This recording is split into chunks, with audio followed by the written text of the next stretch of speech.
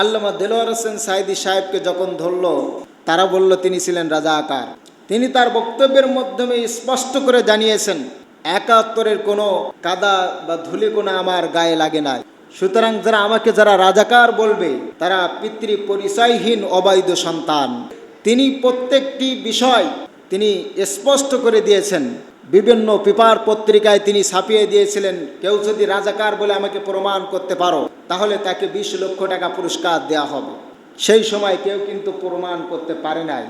কিন্তু এই জালিম সরকার তার স্বার্থ উদ্ধারের জন্যে সে তাকে গ্রেপ্তার করে তার কিছু দালাল চক্রকে নিয়ন্ত্রণ করে টাকা পয়সা দিয়ে তাদের মাধ্যমে তাকে রাজাকার হিসাবে উপস্থাপন করে তাকে সর্বাত্মক শাস্তি দেওয়ার জন্য ১ নয় ২ নয় ১২টা বছর তাকে কারাগারে রেখেছিল। কথা বলেন ঠিক কিনা?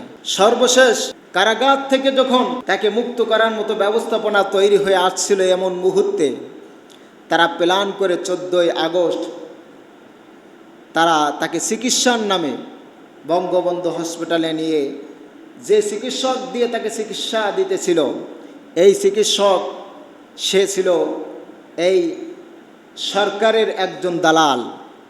সরকারের কাছ থেকে টাকা খেয়ে তারা মঞ্চ তৈরি করে শাহবাগের মতো জায়গায় আল্লামা দেলোয়ার হোসেন সাঈদী সাহেব সহ অসংখ্য আলেম উলামাদের বিরুদ্ধে রাজাকারের স্লোগান তুলে তাদেরকে ফাঁসির কাস্টে ঝুলিয়েছিল। কথা বলেন ঠিক কিনা?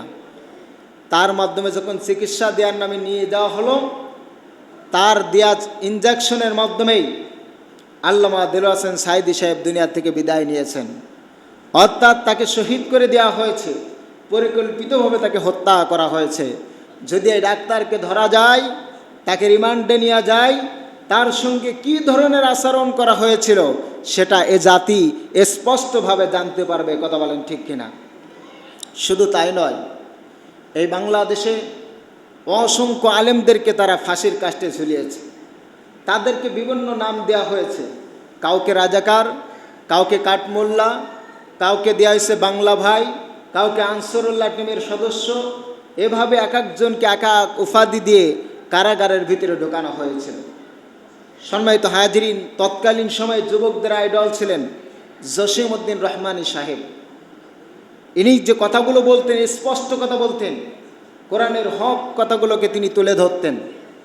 তাকেও গ্রেপ্তার করা হয়েছিল। দীর্ঘদিন তাকে আয়না ঘরে রেখে কষ্ট দেওয়া হয়েছিল। এই ব্যক্তি যখন প্যারোলে মুক্তি পেলেন ১৪ই আগস্ট, দেখেন এই ১৪ই আগস্টে কত মানুষ মুক্তি পেয়েছে, আবার কত মানুষ দুনিয়া থেকে বিদায় নিয়েছে। ১৪ই আগস্ট তার বোন যখন মারা যায়, তার বোনের জানাজার নামাজ পড়ানোর জন্য সে ৩ ঘন্টার জন্য মুক্ত হয়েছিলেন। সে জানাজার নামাজে এসে তার বিষয়গুলোকে সে তুলে ধরেছেন, জাতির কাছে স্পষ্ট করেছেন। তাকে গ্রেপ্তার করার মূল একটাই কারণ ছিল, তিনি কোনো সদস্যের বাহিনী ছিলেন না। তাকে এরকম অপবাদ দেওয়া হয়েছে।